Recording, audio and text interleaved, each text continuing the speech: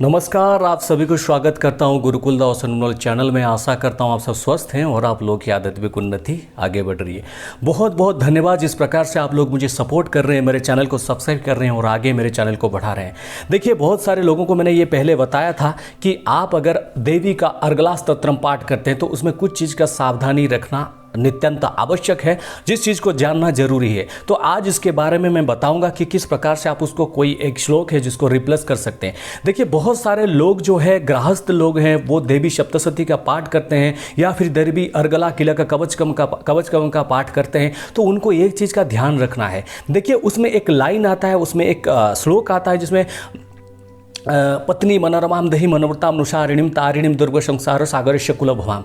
देखिए, इस बारे में बताऊंगा। ये जो लाइन है, मतलब ये जो श्लोक है, इस श्लोक को आपको रिप्लेस करना है और क्यों रिप्लेस करना है मैं आपको बताऊंगा। बहुत सारे लोगों का मेल आता है, वो मुझे ये बताते हैं कि आचार्य जी हम शादीशुदा हैं लेकिन हम कुछ दिनों से देवी सप्तशती का पाठ कर रहे हैं, देवी अर्गला कवच किलक का पाठ कर रहे हैं, लेकिन हमारे जीवन में विभिन्न प्रकार जो स्त्रियों का प्रवेश हो रहा है और वो चाहते हैं कि हमसे वो शादी करें और हम अपने धर्मपत्नी को छोड़ के उनके साथ रहें और शादी करें। विभिन्न प्रकार की विसंगति दिखाई दे रहा है। लेकिन आचार्य जी क्यों अक्सर देवी सप्तशती पाठ करने से जीवन के सारे दुख कष्ट दूर हो जाते हैं, लेकिन हमारे जिंदगी में ये बढ़ क्यों रहा है? तो मैंने उनको ये बताया क्या आप किस प्रकार से पाठ करते हैं। तो उन्होंने ये मुझे बताया कि उसमें जो लाइन है उस लाइन को हम हटाते नहीं है और सारे जो लिखा उसी तरह से पाठ करते हैं। मैंने ये कहा कि अगर वो जो सप्तशती का जो देवी जो अर्गला स्तोत्र आपको पता है वो महालक्ष्मी देवी की जो है उनके समर्पण है, तो वो एक प्रकार की बहुत प्रचंड है। उसमें आपकी धन रूपम दही जयम देवी सब कुछ उसमें है। आप उससे सब कुछ प्राप्त कर सकते हैं। जो अविवाहित जो पुरुष है वो उस मंत्र का जाप कर सकते हैं, उस श्लोक को इंक्लूड करके जाप कर सकते हैं, ताकि उनके जीवन में जो स्त्री है, देखिए पत्नी मनोरमाम दही मनोवृताम नुषारिणी, पत्नी जो है मतलब धर्म पत्नी जो स्त्री है वो अपने मन के हिसाब से आपको मिले और मनोवृताम नुषारिणी जो मन की वृत्ति से वो काम करें। तारिणी दुर्ग संसार सागरस्य कुलभव। देखो, तारिणी दुर्गम संस्कार ये क्यों कहा गया है? देखिए, मैं आपको एक बात कहना चाहता हूं, जब आपके पास आपकी माताएं होती है तो वो आपको पूरी तरह से भरण पोषण करती हैं, लेकिन कुछ समय के बाद आपकी जो माता की जी का जो स्वर्गवास हो जाता है, कुछ भी हो जाता है, उस समय आपकी धर्म पत्नी आपकी माता की रोल निभाएंगी। वो तारिणी माता, तारिणी जो कि तारा तारिणी माता तारिणी होके आपकी ये संसार की जितने भी सारे दुख कष्ट है उससे आपको दूर करेंगी, यानी आपको पूरी तरह से सेफ रखेगी। लेकिन लोग अक्सर इस बात को समझ नहीं पाते हैं। लोग ये समझते हैं कि इसको क्या करें क्या नहीं। देखो, पत्नी मनोरमाम दही मनोवृताम अनुसारिणी, ये आपकी मन के हिसाब से चलने वाले, आपकी मन की जो दशा को समझने वाले और आपकी सपोर्ट करने वाले हो। अगर जिंदगी में कभी कोई बुरी तरह की शक्ति आती है, कोई बुरी तरह की प्रॉब्लम आती है, तो आपको तारिणी बन के, जो कि भवतारिणी में बार बार बताता हूं कि भवतारिणी का स्वरूप क्या है, वो तारिणी बन के आपको उद्धार करेंगी। तो ये श्लोक है, देखिए इसको आप रिप्लेस कर सकते हैं। पहला श्लोक से ओम जयंती मंगला काली भद्रकाली कपालिनी दुर्गा क्षमा शिवा धत्री श्वासुदा नमस्ते। इसमें क्या होगा, इस मंत्र से वो अर्गला संपुट भी हो जाएगा,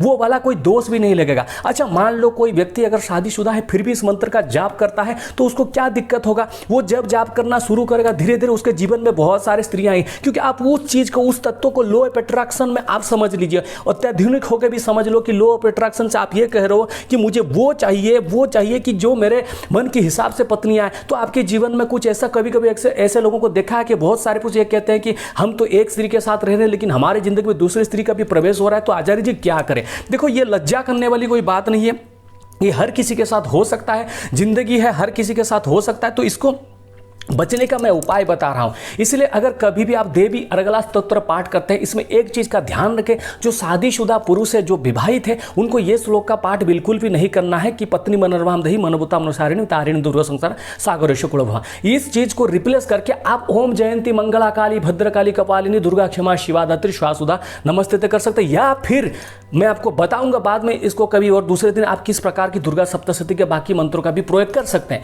इसलिए इस चीज को ध्यान में रखें।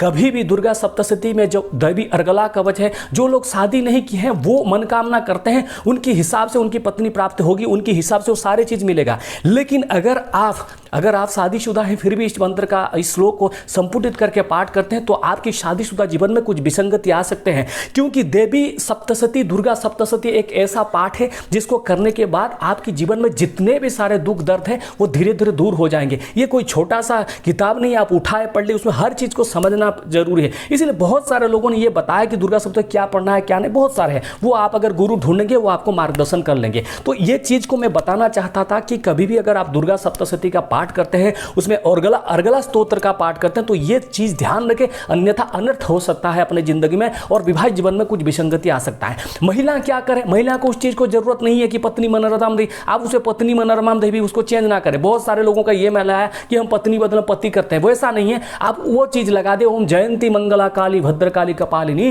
दुर्गा क्षमा शिवा धात्री श्वासुधा नमस्तुते। इसे बहुत सारे लाभ मिलेगा और आपको जो अच्छा परिवर्तन होगा, जिसके लिए आप समझ पाएंगे कि दुर्गा सप्तशती का अर्गला पाठ किस प्रकार से होता है। इसलिए आप सभी को यह कहना चाहूंगा, वीडियो को ध्यान से समझिए और वीडियो को समझने के बाद इस प्रकार से पाठ करें और आगे जो आपको लाभ मिलेगा उसके बारे में मुझे कमेंट अगर डिजाबुल रहेगा तो मेल करके बताइए। देखिए, जाने से पहले एक बात आपको कहता हूं, मैं ना ही कोई फेसबुक यूज करता हूं, ना ही ट्विटर, ना ही इंस्टाग्राम। इसको आग की तरह फैला दे, हर जगह पे इस चीज को पहुंचना जरूरी है, क्योंकि बहुत सारे लोग बिना जाने इसको करते हैं। देखिए, आजकल लोग बैठ जाते हैं दुर्गा सप्तशती को लेके और बहुत बड़ा तमाशा जैसे पढ़ते हैं, ओम पत्नी मनोरमां देहि, ऐसे करके पढ़ते रहते हैं। भाई पढ़ो, कोई दिक्कत वाली बात नहीं, लेकिन इतना भी ऐसे गायक जैसे गान न करो। एक भाव होना जरूरी है, लेकिन दिखावा जरूर नहीं है। मैंने ये देखा है, बहुत सारे लोग दुर्गा सप्तशती पाठ करते हैं और ऐसा पाठ करते हैं जैसे कहीं पे भूचाल हो गया, कहीं पे आग लगा, जैसे जल्दी में खत्म कर दे या कहीं पे जल्दी जोर जोर से पढ़ के निकल जाए। देखो, दुर्गा सप्तशती अगर आप कंटिन्यू 3 बार 7 बार अगर 7 दिन तक भी पढ़ोगे ना, आपकी जितने भी सारे साइकोलॉजिकल डिसऑर्डर है वो चेंज है, क्योंकि उसमें कंसंट्रेशन रखना पड़ता है। आप गलत नहीं पढ़ सकते। कुछ लोग या देवी सर्वभूतेषु शक्ति रूपेण ऐसे करते रहते हैं। देखो, हर चीज में आप हाथ जोड़ो, या देवी सर्वभूतेषु मातृरूपेण संस्थिता नमस्तस्यै नमस्तस्यै नमस्तस्यै नमो नमः। एक प्रकार की लय होना चाहिए, एक प्रकार की रिदम होना चाहिए। ठीक है, गर्मी बहुत ज़्यादा है, पंखा चलाऊंगा तो मेरी आवाज़ थोड़ा ठीक से नहीं आएगी, इसलिए आपके लिए वीडियो रिकॉर्डिंग कर रहा हूँ। इतना मेहनत कुछ आपके लिए कर रहा हूँ, बस प्लीज़ थोड़ा मेरे वीडियो को शेयर करते रहना व्हाट्सएप में और आपके फेसबुक में, ताकि लोग जुड़े। ठीक है, आशा करता हूँ ये वीडियो बहुत ही इन्फॉर्मेटिव है। वीडियो को लाइक करें, चैनल को सब्सक्राइब करें और ज़्यादा से ज़्यादा शेयर करें। जय माता दी, जय शंकर, जय माँ।